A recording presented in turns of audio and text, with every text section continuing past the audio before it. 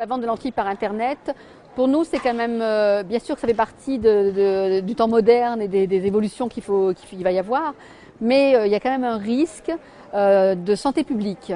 Parce que la vente de lentilles par Internet échappe à toute consigne d'entretien, de nettoyage.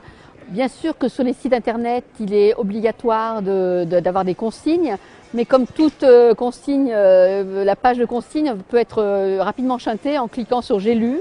Et on n'est absolument pas sûr que les patients, les personnes qui vont commander sur Internet ont lu les consignes et les risques qu'il peut y avoir si on ne fait pas correctement un entretien de lentilles ou si on manipule une lentille sans se laver les mains et les complications qui sont possibles. Donc là-dessus, il y a une désinformation de la personne qui va commander sa lentille. Ensuite, va-t-elle commander la bonne lentille qui correspond à sa forme de ses yeux? Comme je dis toujours, une lentille, ce n'est pas une chaussette, ce n'est pas une taille unique. C'est une paire de chaussures qui correspond à une forme particulière. Et même à chaussures égales, il y a des chaussures qui sont plus confortables que d'autres. Donc pareil, pour un rayon de courbure oculaire égal, il y a des lentilles qui vont être meilleures, mieux tolérées que d'autres. Donc est-ce que la personne, surtout s'il n'y a pas d'ordonnance médicale, va pouvoir commander la lentille qui correspond à la forme de son œil? Est-ce qu'elle va être consciente aussi du risque qu'elle prend en commandant cette lentille? Bien sûr que pour elle, il y aura un problème économique qui va jouer, mais une lentille, c'est en contact avec l'œil directement, avec la cornée. Donc il peut y avoir des risques de complications et je pense qu'il peut y avoir une perte de chance pour le patient en commandant par Internet. Il y a un nouveau projet de loi qui est en préparation effectivement depuis longtemps, mais qui là est accéléré un petit peu par la demande de l'Europe, puisqu'il faut se mettre en conformité avec l'Europe et par rapport à la vente par Internet. Donc ce projet de loi, je l'ai vu, je l'ai lu.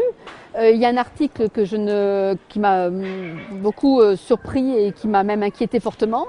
C'est l'article numéro 1 de ce projet de loi, puisque l'article numéro 1 d'abord ne fait pas référence uniquement à la vente par Internet, mais à la vente de toute lentille correctrice. Et cet article 1 tel qu'il est rédigé dit que toute lentille pourrait être vendue apparemment sans ordonnance, sans contrôle médical. Puisque pour un enfant même, il est précisé que c'est uniquement pour la première délivrance qu'il faudrait une ordonnance médicale.